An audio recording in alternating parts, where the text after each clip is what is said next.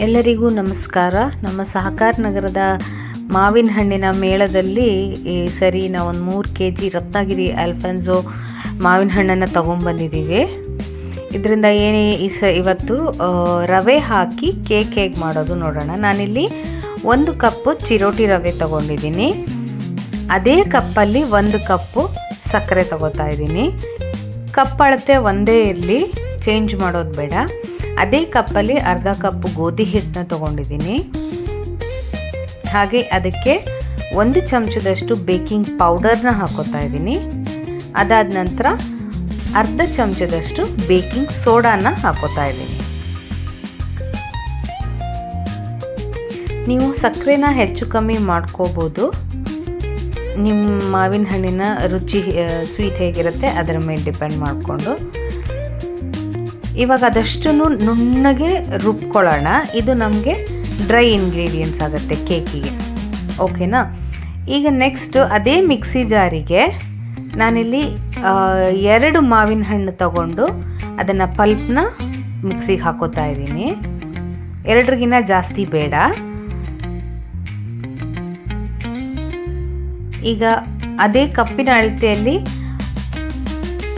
ಅರ್ಧ ಕಪ್ಪಷ್ಟು ಎಣ್ಣೆ ಹಾಕೋತಾ ಇದ್ದೀನಿ. ಯಾವುದೇ ಫ್ಲೇವರ್ ಇಲ್ಲದ ಎಣ್ಣೆ. ನಾನಿಲ್ಲಿ ನಾರ್ಮಲ್ ಆಗಿ ಸನ್ಫ್ಲವರ್ ಆಯಿಲ್ ಹಾಕೋತಿದ್ದೀನಿ. 1/4 ಕಪ್ಪಷ್ಟು ದಪ್ಪ ಮೊಸರು ಹಾಕ್ಕೊಂಡಿದ್ದೀನಿ. ಹಾಗೆಯೇ 1 ಕಪ್ಪಷ್ಟು ಹಾಲನ್ನು ಹಾಕ್ಕೊಂಡಿದ್ದೀನಿ. ಇದಿಷ್ಟನ್ನು ಇವಾಗ ನುಣ್ಣಗೆ ರುಬ್ಕೊಳ್ಳೋಣ. ನಾವು ಕೇಕ್ ಬೇಕ್ ಮಾಡೋಕ್ಕಿಂತ ಮುಂಚೆ ನಾವು ಫಸ್ಟ್ ಕೇಕ್ ಟಿನ್ ಯಾವುದ್ರಲ್ಲಿ ಹಾಕ್ತೀವಲ್ಲ ಅದನ್ನು ಗ್ರೀಸ್ ಮಾಡ್ಕೋಬೇಕಾಗತ್ತೆ. ಈಗ ಇದರಲ್ಲಿ ಸ್ವಲ್ಪ ಎಣ್ಣೆನ ಬ್ರಷ್ ಮಾಡಿಕೊಂಡು ಆಮೇಲೆ ಅದಕ್ಕೇ ಗೋಧಿ ಹಿಟ್ಟನ್ನ ಹಾಕಿ ಡಸ್ಟಿಂಗ್ ಮಾಡ್ಕೊಳ್ಬೇಕು. ಇಲ್ಲಾಂದರೆ ಕೇಕೆಲ್ಲ ಅಂಟ್ಬಿಡುತ್ತಲ್ವ, ಅದಕ್ಕೋಸ್ಕರ. ಇವಾಗ ಈ ಥರ ಡಸ್ಟಿಂಗ್ ಮಾಡಿಕೊಂಡು ಎಕ್ಸ್ಟ್ರಾ ಹಿಟ್ಟಿರೋದನ್ನೆಲ್ಲ ತೆಗೆದುಬಿಡೋಣ. ನಾನಿದು ಮಾಡ್ಕೋಬೇಕಾದ್ರೆ ಓವನ್ನನ್ನು 200 ಡಿಗ್ರಿ ಸೆಂಟಿಗ್ರೇಡಲ್ಲಿ 10 ನಿಮಿಷಕ್ಕೆ ಪ್ರಿಹೀಟಿಗೆ ಹಾಕಿದ್ದೀನಿ. ಇವಾಗ ನಮ್ಮ ಕೇಕ್ ಟಿನ್ ರೆಡಿ ಇದೆ, ಪೇಸ್ಟ್ ರೆಡಿ ಇದೆ. ಸ್ವಲ್ಪನೇ ಹಾಕ್ಕೊಂಡು ಮಿಕ್ಸ್ ಮಾಡ್ಕೊತಾ ಬರೋಣ. ಎಲ್ಲ ಒಂದೇ ಸರಿ ಹಾಕೊಳ್ಳೋದು ಬೇಡ, ಅಷ್ಟು ಹಿಡಿಸುತ್ತೆ. ಬಟ್ ಒಂದೇ ಸರಿ ಹಾಕೊಳ್ಳೋದು ಬೇಡ ಅಂತ ಸ್ವಲ್ಪನೇ ಹಾಕ್ಕೊಂಡು ಮಿಕ್ಸ್ ಮಾಡಿಕೊಂಡು ಬರಬೇಕು. ಗಂಟಿಲ್ದಂಗೆ ಮಿಕ್ಸ್ ಮಾಡ್ಕೋಬೇಕು.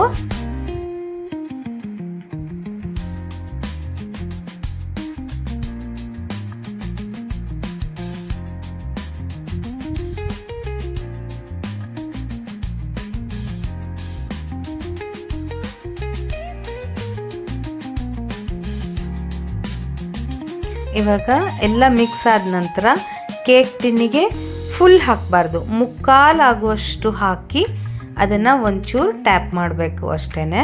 ಆಮೇಲೆ ಇನ್ನೇನು ಮಾಡೋ ಹಾಗಿಲ್ಲ. ಈಗ ಕೇಕನ್ನು ನಾನು ಬೇಕ್ ಮಾಡಾಗಿದೆ. 45 ಮಿನಿಟ್ಸ್ ಬೇಕ್ ಮಾಡಿದ್ದೀನಿ 180 ಡಿಗ್ರಿ ಸೆಲ್ಸಿಯಸಲ್ಲಿಟ್ಟು. ಪ್ರಿಕ್ ಮಾಡಿ ನೋಡಿದವಾಗ ಕೇಕು ಕ್ಲೀನಾಗಿ ಬರಬೇಕು. ಸ್ಟಿಕ್ಕಲ್ಲಿ ಸ್ವಲ್ಪ ಏನಾದರೂ ಅಂಟಿದೆ ಅಂದರೆ ಮತ್ತಿನ್ನೊಂದು 5ರಿಂದ 10 ನಿಮಿಷ ಇಡಬೇಕಾಗತ್ತೆ. ಈ ಕೇಕ್ ತಣ್ಣಗಾದ ನಂತರ ಅದನ್ನು ಟಿನ್ನಿಂದ ಹೊರಗೆ ತೆಗಿತಾ ಇದ್ದೀನಿ.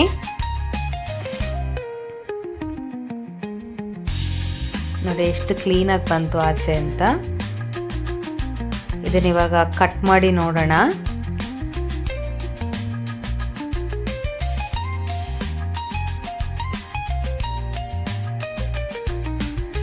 ತುಂಬಾ ಸಾಫ್ಟಾಗಿ ಪರ್ಫೆಕ್ಟಾಗಿ ಬಂದಿದೆ. ನನ್ನ ಮಗರಾಯ ಕಾಯ್ತಾ ಇದ್ದ, ಟೇಸ್ಟಿಂಗಿಗೆ ಕೂತಿದ್ದಾರೆ. ಅವರೇ ನಮ್ಮ ಫುಡ್ ಕ್ರಿಟಿಕ್ಕು. ಅವ್ರು ಥಮ್ಸಪ್ ಕೊಟ್ಟರು ಅಂದರೆ ಎಲ್ಲ ಓಕೆ ಅಂತ.